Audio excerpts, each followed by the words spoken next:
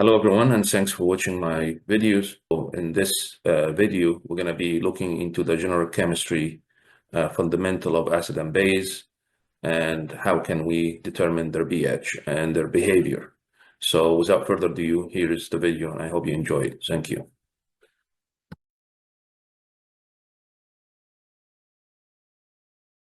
Slides again. So arsenous acid, a substance that dissociates in water to produce hydrogen ion. Arsenous base, a substance that dissociates in water to produce hydroxide ion. So this is according to arsenous acid and arsenous base definition. However, we're going to be using a new definition here, which is Brønsted-Lowry definition. So according to Brønsted-Lowry, the acid is defined as a substance that can transfer hydrogen ion. In other words, a proton donor. And that can apply to anything. It's not necessary it has to be acid. It's just any system that has hydrogen. But the strength is going to depend on how much this hydrogen can transfer, right? When you say H2, is H2 an acid? No. But according to Brønsted, H2 will be a category of acid. But doesn't mean it's going to be an acid.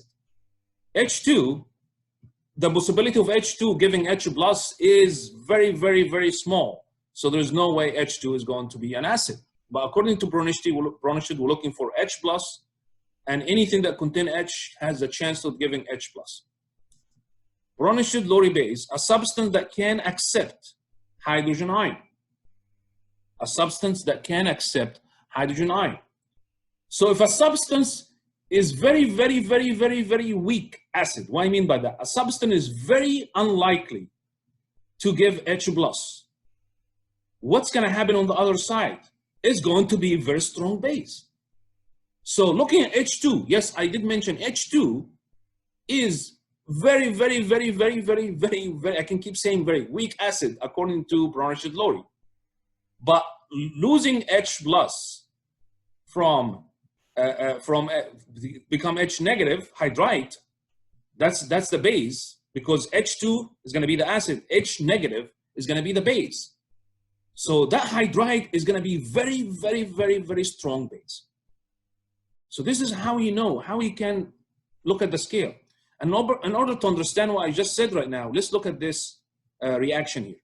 So this reaction, you present the Brønsted-Lowry acid, which is going to donate H plus. So this H is going to be donated to the base. This is going to accept the H plus. If this accepts H plus, then this is a base.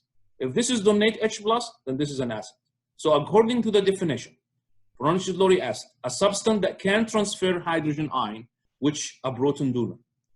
According to Brønsted-Lowry base, a substance that can accept hydrogen ion. If a substance can accept the hydrogen ion, then it's acting as a base. If a substance can donate hydrogen ion, then it's acting as an acid. So this is a more general definition of acid base. It's all about H plus donation or H plus acceptance. If it can donate H plus, then this is an acid. If it can accept H plus, then this is a base. So how do you know that? Look at the other side of the reaction. This is HA. It donated its H plus. It become negative, right? Because when you donate H plus, you get a negative. So that become A negative. So that will be the conjugate base. So we say this is the acid and this is the conjugate base. So the conjugate base of HA is A negative. And if this is the base, the conjugate acid of the B is BH positive. So now we are generating acid-base conjugation.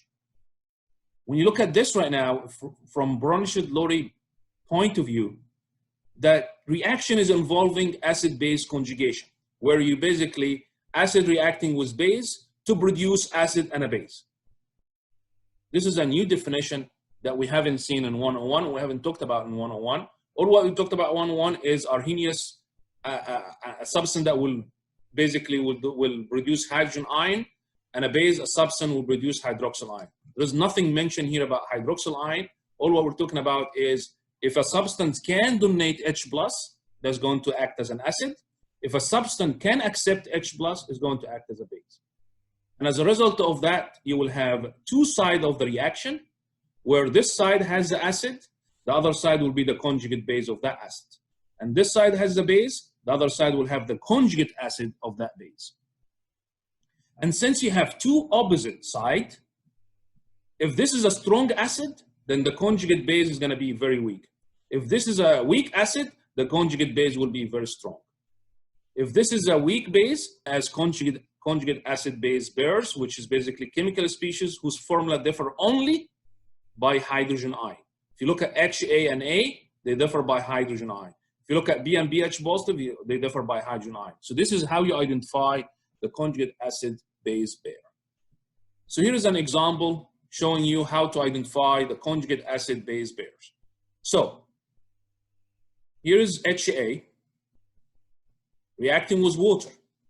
We know water is neutral. We know water neither acid or base, but according to Brønsted, water here is going to act either as an acid or a base. You have to look at water, see if it's accepting hydrogen ion or it's donating hydrogen ion. So let's see what's happening to water. Here is water. Here is the water after it's what? What happened to water to get this? It accepted the hydrogen ion.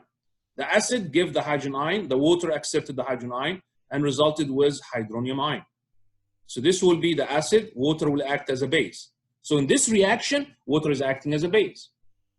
You can see this is the conjugate here, highlighted by this, again, relationship between the acid and the base. One is a base. We know ammonia is weak base from 101. So ammonia is weak base. We know water here is acting as an acid. How water acted as an acid? Because look what happened. Water lost this H. So water donated the H+. Ammonia accepted the H+. You see where the H went? H went to the N. H lost from the water. So water is acting as an acid. Ammonia is acting as a base. So if ammonia is a weak base, then ammonium will be a stronger acid compared to ammonia. If water is not even an acid, but here is acting as an acid, then hydroxyl is going to be a strong base.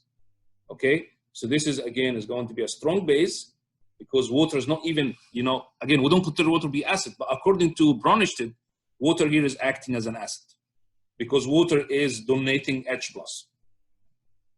So when water donates H+, you will have OH negative as the conjugate base. When ammonia accepts the H+, it will form ammonium. And remember, ammonium is an acid. So ammonium versus ammonia. When you say ammonium and ammonia, ammonia is the base, ammonium NH4 positive is the acid. A strong acid is an acid that completely dissociated in water and is also a strong electrolyte. Weak acid is an acid that is partially dissociated in water and is a weak electrolyte. We have this fundamental from 101. It's very important to know what a strong acid and what a weak acid and what a strong base and what is a weak base. And we're going to cover all of this in this chapter. So here is a list of some of the strong acid that we are familiar with. So perchloric acid, hydrochloric acid, sulfuric acid, nitric acid, hydronium ions. So all of these are strong acid. As you can see, the strength of the acid increase this way. Here is the bottom of this table. On the left-hand side, you can see hydrogen. And as I said, why we are including hydrogen in an acid? Because according to Brønsted-Lowry, it has a hydrogen. So, and again, as you can see here, when hydrogen is dissociated, it will give you hydrogen negative. So when it loses H+, when you lose an H+, this will be the base. So here is the acid. You lose H+, you get the base. Look, if this is a strong acid, then the base will be weak. That's why this is in the top of the weak. So this is a weaker base. See, it's opposite. This table has two arrows, one going up, which is acid, and one going down, which is a base. So they're opposite. The acid is opposite to base. So the red arrow here indicating the strength of the acid, which is this group or this column. And this arrow here on the right-hand side, the blue arrow, is basically indicating the strength of the base, which is this column here. So clearly, if this is a very weak acid, remember H2, this is not even an acid, but according to Brønsted-Lowry, we're putting in the category of acid because it has a hydrogen. So this will be very weak acid. And if this is very weak acid, the conjugate base is going to be the strongest base. So actually the strongest base known is hydrite, H negative. This H negative here is the strongest base known. Then followed by oxide, O2 negative. Followed by amide, NH2 negative, then hydroxyl. Then you just keep going up until you reach the weakest base. Why this is the weakest base, the perchlorate? Because perchloric acid is the strongest acid. Look at the opposite. They're opposite to each other. If this is a strong acid, this is a weak base. See, everybody see that here what I just highlighted? I highlighted the two sides of the table. Looking at left-hand side arrow says this is a stronger acid. Looking at the other side of the table, it says weaker base. The perchlorate is going to be a weaker base, strong. How you find the acid dissociation of water, or the dissociation of water, or the ionic product of water? So to find the dissociation of water or the ionic product of water, you basically product divided by reactant. Product concentration divided by reactant concentration. And remember, in equilibrium, we don't include the liquid in the equilibrium expression. So your equilibrium constant, K, is no longer called Kc, it's called Kw. And this W indicate the water dissociation constant. Will be the ionic dissociation of water, or the ion product constant for water, or dissociation of water. And this has a value of 10⁻14. We know the hydronium ion equal hydroxyl ion for water, 10⁻7. And from here, we got basically Kw to be 1×10⁻14. So this will be again the Kw for water at 25 degrees. This is going to be a very important equation. We're going to use this a lot because this whole course is about, this whole chapter is about BH. So we need to know the relationship between hydronium ion and hydroxyl ion. And hydronium ion, from this equation here, we can say that hydronium ion is going to equal 1×10⁻14 divided by hydroxyl ion. And the same thing for hydroxyl ion, 1×10⁻14 divided by hydronium ion. You can use this equation to calculate one of the other. Either you can use it to calculate the hydronium ion if you're given the hydroxyl ion concentration, or you can use it to calculate the hydroxyl ion if you're given the hydronium ion concentration. And looking at this image here on the right-hand side of the screen, showing you the different level of concentration. When you say a neutral solution, the strength of the acid equal the strength of a base. And that will result in a neutral solution, which is water.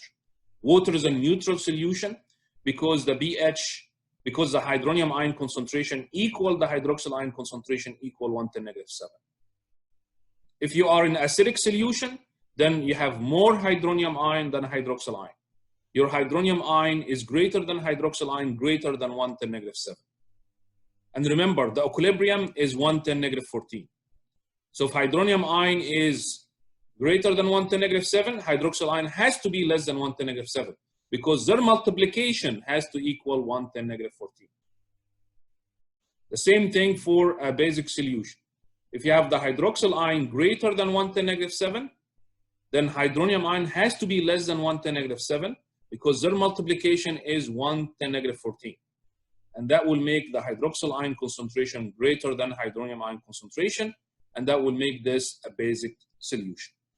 So these are the three types of solutions that we can have. We can have a neutral solution, we can have an acidic solution, and we can have a basic solution. And in a daily basis, we either drinking a neutral solution as water, or neutral liquid as water, or we're drinking acidic solution such as coffee, or soda, or lemon juice. So as you can see here, here is basically the main calculation in this chapter, which is how to calculate the BH. So the BH is minus log the hydronium ion concentration.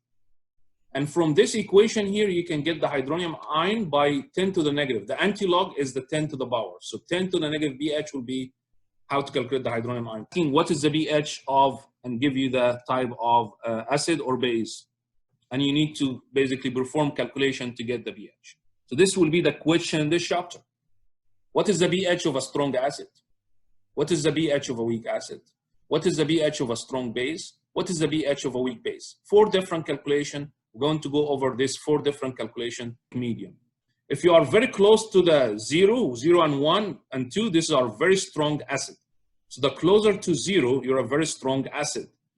The closer to water, like 5 and 6 and 4, you're weaker acid. The same thing for a base. If you are close to water, if you're 8 and 9 and 10, 11, you are weak base. If you are 13, 14 and higher, you are strong base. So away from water, going up to the 14, you're strong base. away from water going down to the zero, you are strong acid.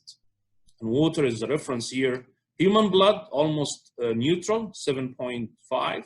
Milk, acidic, 6.5, almost neutral, again. And you have black coffee, tomato, wine, vinegar, colas, and lemon juice, etc. Stomach acid, look at the stomach acid, 1.5, very strong acidic medium, basically for the enzyme to, again, break down all this macromolecule food that, that we eat and digest it. So anyway, so what you see here is a summary of the calculations. So BH is minus log the hydronium ion concentration. The hydronium ion concentration can be determined from this equation by taking 10 to the power. So negative will be in the other side, and taking 10 to the power, cancel the log with 10 to the power, and that become hydronium ion equal 10 to negative BH.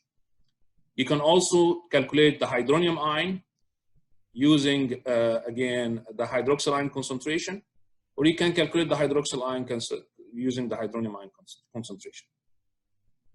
Or you can use the general equation that relate the BKW to the BH to the BOH. I want to show you a trend here. Every time you take minus log, that is a B. So B here is an operator in chemistry. This B here, this letter B is an operator in chemistry. Every time you take, say, BX, that means minus log X. BKA mean minus log KA.